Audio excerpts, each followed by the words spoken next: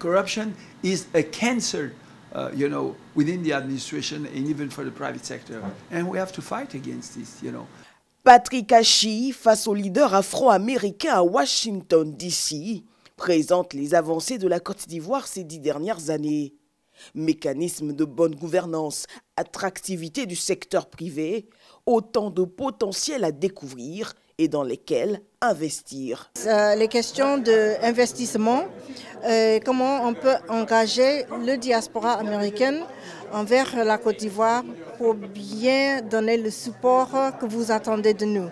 On est là depuis plus de 30 ans, le CFA, et nous avons bien battu beaucoup de sujets, beaucoup de programmes envers l'Afrique et on veut continuer avec la Côte d'Ivoire. Je suis très heureux de la conversation aujourd'hui avec le Premier ministre. Il a été très ouvert, honnête, franc. Il nous a donné plusieurs conseils sur comment la diaspora peut aider la Côte d'Ivoire. Je crois que le futur sera bon et que les États-Unis vont plus investir en Côte d'Ivoire. Cette diaspora qui entend jouer toute sa partition dans le développement du continent africain n'a pas manqué de dire son fort intérêt pour la destination Côte d'Ivoire.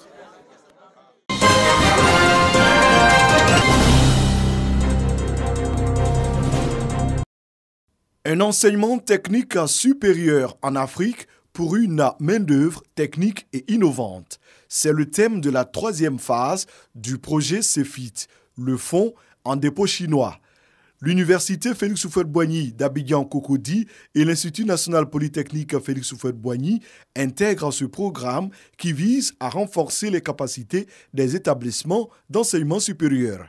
Il s'agit de développer un enseignement en adéquation avec le marché du travail. L'initiative de l'UNESCO est financée par la République populaire de Chine. La Chine va construire ou bien rénover 10 écoles et inviter 10 000 professionnels de haut niveau africain à visiter en Chine. Nous avons fait des études, une étude de marché dans lesquelles nous nous sommes aperçus que ce qui manquait, c'était justement les techniciens supérieurs.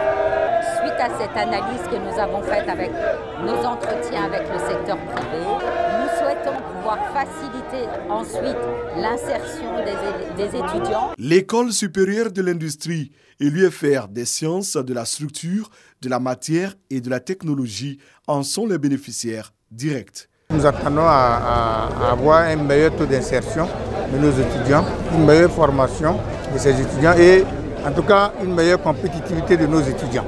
Pour le ministre de l'Enseignement supérieur et de la Recherche scientifique, Adama Diawara, ce projet vient appuyer les efforts du gouvernement. Le projet CEFIT est mis en œuvre dans 6 pays africains.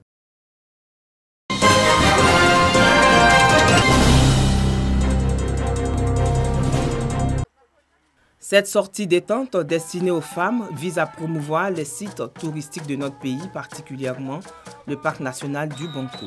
Avec la promotion, la publicité, aujourd'hui, nous sommes vraiment très heureux de voir de plus en plus des Ivoiriens venir massivement, venir fréquenter leur parc national, leur forêt, venir passer de belles journées ici pour dire que aujourd'hui, le tourisme des natures commence à rentrer dans l'esprit des Ivoiriens. Allons au Banco. Ce concept de l'Association des femmes entrepreneurs du voyage et du tourisme a permis aux femmes de faire un parcours de 2 km dans la forêt.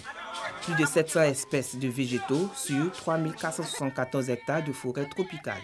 On a eu à faire une randonnée de 2 km environ. On était un petit groupe de 50 personnes quand même, donc la randonnée s'est très bien passée. Le parcours est agréable, mais par contre on gagnerait à catégoriser un peu le profil des randonneurs. Parce que c'est quand même, ça demande de l'endurance. Notre objectif, c'est de montrer qu'en Côte d'Ivoire, nous avons beaucoup d'attraits culturels qui peuvent intéresser déjà nos populations. Allo au Banco, c'est un concept FEVET qui a pour objectif de faire la promotion du Banco. La forêt du Banco accueille fréquemment des manifestations sportives, écologiques, culturelles ou touristiques, comme des courses de VTT et des randonnées collectives. Particulièrement animé les week-ends, le parc national du Banco accueille quelques 20 000 visiteurs l'année.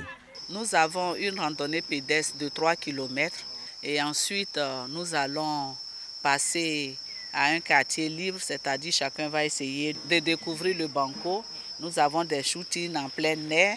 La présidente des femmes entrepreneurs du voyage et du tourisme a exhorté les participantes à faire la promotion de ce trésor écologique géré par l'Office ivoirien des parcs et réserves OIPR.